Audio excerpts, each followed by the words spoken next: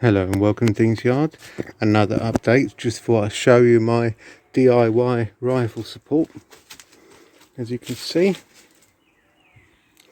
we've got a block of wood there with my new yoke, which I cut a little bit out so it could go in there, and I've got two fasteners.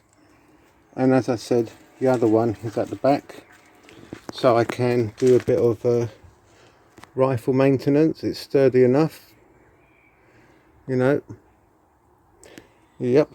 Let me just take the rifle off the bench and I'll show you what I mean. Okay, it's really sunny today. It's about 28 degrees or 30. It's bloody warm. So what I've done, got three pieces of wood and I screwed them together. And this one here, what you can do, you just flip these.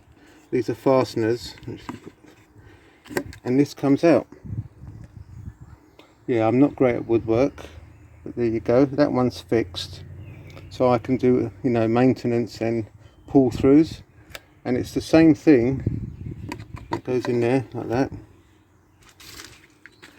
I put some foam stuff to protect the wooden stock. Then you can take it off, and then you can go here like that, and you put it in like that,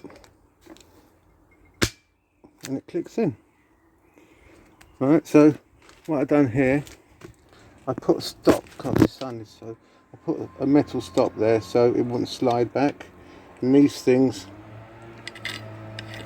secure the yoke. Yeah, so it's a 2-in-1. So if I open that up, I can come back to here. Let's do that. Take this off, and I can just put it back in there like that, and then secure it like that. One side the tab and the other side, and that is solid. That's secure. Yeah, I'm really crap at filming, guys, sorry, but yeah, that's another update on the my new yoke thing. It's very good, by the way. Thank you for watching. Goodbye.